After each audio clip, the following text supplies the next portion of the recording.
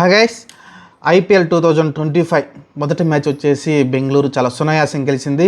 గెలుపులో మీరు చూసుకుంటే కృణాల్ పాండ్యా కావచ్చు, అలానే విరాట్ కోహ్లీ, అలానే మీరు చూసుకుంటే సాల్ట్, వీళ్ళు ముగ్గురు బెస్ట్ పర్ఫార్మెన్స్ అయితే వచ్చింది.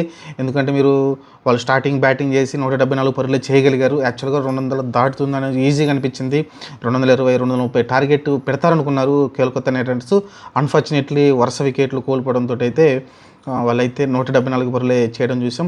ఆ తర్వాత 7 వికెట్ల తేడా దొరికితే ఆర్సీబీ చాలా సునాయాసం గెలిచింది. అక్కడ మీరు చూసుకుంటే కేకేఆర్ నుంచి బెస్ట్ బౌలింగ్ ఎవరైనా వేశారంటే మీకు నరేన్ తప్ప మిగతా వాళ్ళు ఎవరు కనిపించలేదు. హర్షిత్ రాణా స్టార్టింగ్ 2 ఓవర్లు బాగా వేశాడు, కానీ మిగతా మళ్ళీ 3 ఓవర్ వచ్చేసరికి ఎక్కువ పరుగులు కూడా ఇవ్వడం చూసాం. ఓవరాల్ చూసుకుంటే హర్షిత్ రాణా కొంచెం లేట్గా తీసుకురావడం కూడా ప్రాబ్లం అయ్యింది అనుకోవచ్చు. వైభవ్ అరోరా వచ్చేసి మనకి ఇంపాక్ట్ ప్లేయర్గా వచ్చాడు. అతను వచ్చిన తర్వాత స్టార్టింగ్ నుంచి అతను ఎక్కువ పరుగులు ఇచ్చుకుంటూ వెళ్ళిపోయాడు. పవర్ ప్లేలో మీరు చూస్తే 80 పరుగులు వచ్చేసినాయి. కాబట్టి మ్యాచ్ అక్కడే ముగిసిపోయింది. ఒక పక్కన సాల్ట్, ఒక పక్కన విరాట్ కోహ్లీ ఇద్దరు కూడా ఎక్కడ ఎడతెరపు లేకుండా బౌండరీలు, సిక్స్లు కొడుతూనే ఉన్నారు. చాలా మీరు చూస్తే విరాట్ కోహ్లీ స్ట్రైట్గా 2 సిక్స్లు కొట్టడం చూసాం. మనం చాలా రోజుల తర్వాత అసలుకి స్వీప్ సిక్స్లు అంటే స్వీప్లో బిగ్ షాట్లు అనేది విరాట్ కోహ్లీ మనం చూడం, కానీ ఆడడం చూసాం.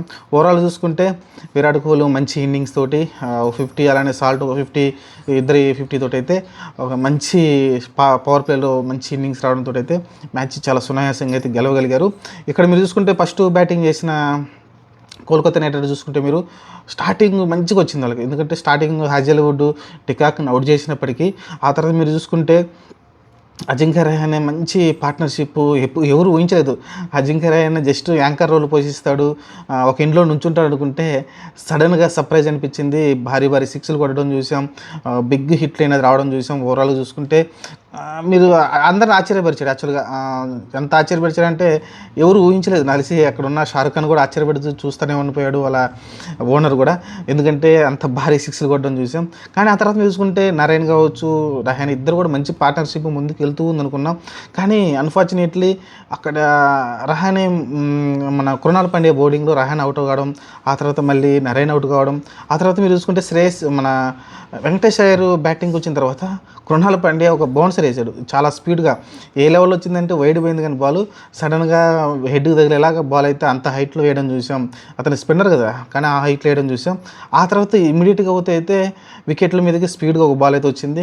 అతనికి ఎస్సేలేకపోయాడు, అతను సర్ప్రైజ్గా అవుట్ అవ్వడం చూసాం. ఆ తర్వాత మీరు చూసుకుంటే రింకు సింగ్ని కూడా కృణాల్ పాండ్యా అవుట్ చేశాడు. ఏదైతే క్రూషియల్గా 3 వికెట్లు తీశాడు కృణాల్ పాండ్యా, అప్పుడే ఆర్సీబీ టీంలో అంటే మ్యాచ్లోకి వచ్చేసింది. ఎందుకంటే అప్పటిదాకా చూసుకుంటే ఆర్సీబీ ఏంటి ప్రతిసారి బౌలింగే ప్రాబ్లం ఉంది వాళ్ళకి. అన్ని సీజన్లు చూసాం మనం, మంచి బౌలింగ్ అటాక్ కనబడలేదు. ఈరోజు మీరు సర్ప్రైజ్గా భువనేశ్వర్ కుమార్ని పక్కన కూర్చోబెట్టారు.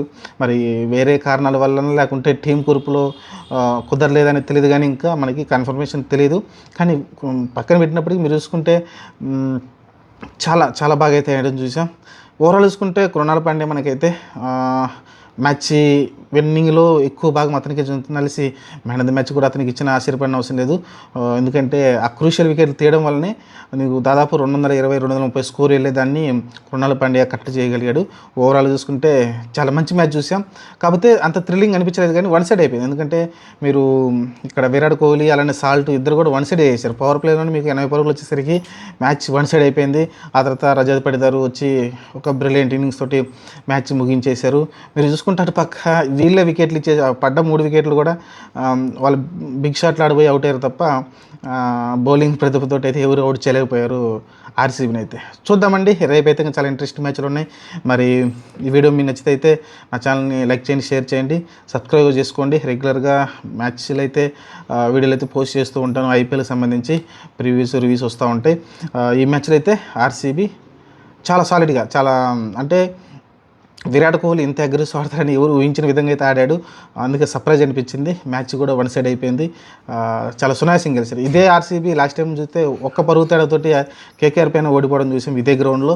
ఈరోజు 7 వికెట్లతో అయితే భారీ విజయాన్ని సొంతం చేసుకుంది ఆర్సీబీ.